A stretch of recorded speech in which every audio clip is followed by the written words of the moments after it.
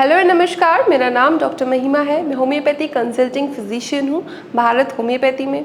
आज मेरा आपसे एक क्वेश्चन है एंड मेरा क्वेश्चन है, क्या आपको बार बार छींकें आती है?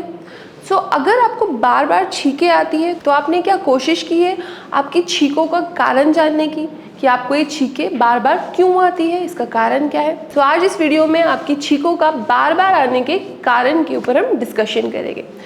अगर किसी भी पर्सन को मॉर्निंग में या फिर इवनिंग में या फिर दिन में किसी भी टाइम पे बार बार छींकें आ रही है, मतलब स्नीजिंग बार बार हो रही है, रिकरेंट स्नीजिंग हो रही है, इसका जो कारण होता है वो होता है एलर्जी।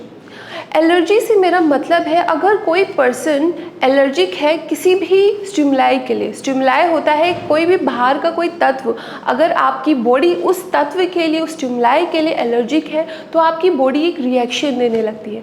और जो स्नीजिंग होती है, छींकें होती है, आपकी बॉडी का, आपकी नोज़ का एक रिएक्शन होता है कि आपकी बॉडी उस पर्टिकुलर एलर्जन के लिए रिएक्शन दे रही है। जो छींकें आने का कारण होता है वो होता है एलर्जिक राइनाइटिस। जी हाँ, एलर्जिक राइनाइटिस, कि आपकी जो म्यूकस मेम्ब्रेन है नोज़ की, वहाँ पे सूजन आ गई है, इन्फ्लेमेशन हो रही है, उसकी वजह से आपको छींकें आ रही है। और ये सूजन और इन्फ्लेमेशन क्यों हुई है? आपको एलर्जी की वजह से हुई है। एलर्जी किस वजह से हो सकती है? एलर्जी आपको डस्ट की वजह से भी हो सकती है, अगर आपका इम्यून सिस्टम वीक है उसकी वजह से भी हो सकती है, अगर आपका पाचन तंत्र खराब है, मतलब आपका डाइजेशन अच्छा नहीं है, उसकी वजह से भी आपको एलर्जी हो सकती है।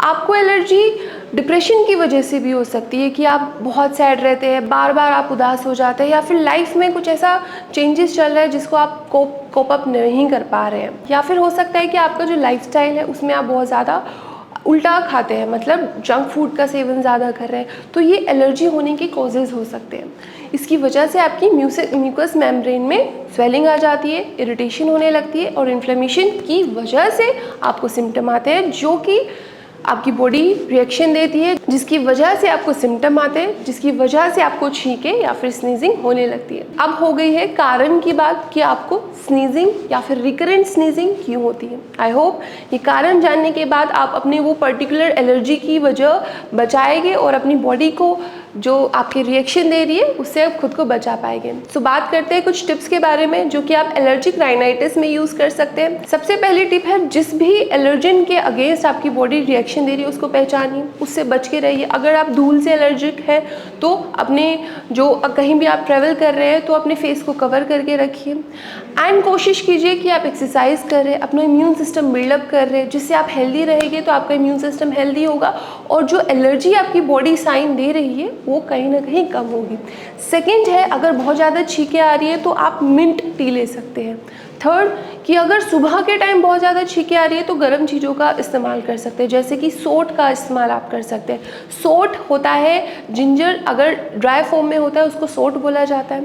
सोट को आप एक गिलास पानी के साथ, गर्म पानी के साथ सुबह में सेवन कर सकते हैं, और ये जो सोट होगा, अगर आपको सुबह में जो एपिसोड्स बहुत ज़्यादा आते हैं छींकों के, वो आपकी कहीं ना कहीं हेल्प करेगा। नेक्स्ट टिप है आपके लिए कि आप अजवाइन ले सकते हैं 1 चम्मच, और अजवाइन को आप पानी में बॉईल कर लीजिए एंड देन उसकी आप स्टीम ले सकते हैं। अगर बार बार आपको छींकों के एपिसोड्स हो रहे हैं तो अजवाइन को पानी में उबाल कर उसकी स्टीम लीजिए, ये भी आपके लिए काफ़ी हेल्पफुल रहेगा। Last but not the least, अगर एलर्जिक राइनाइटिस हुई है तो उसका तभी एक्यूट फेज में ट्रीटमेंट कराइए, क्योंकि जब एलर्जिक राइनाइटिस बहुत लंबे समय तक चली आती है तो वो आपको इन फ्यूचर जाके या एस्थमा या फिर कोई और रेस्पिरेटरी डिजीज़ कॉज कर सकती है। आपने एलर्जिक राइनाइटिस को छोटा मत समझिए, उसको इग्नोर मत कीजिए, उसका ट्रीटमेंट तभी लीजिए जब वो आपका सिम्टम आपकी बॉडी शो कर रही है। हेल्दी रहिए एंड पोल्यूशन में मास्क लगाइए। Thank you.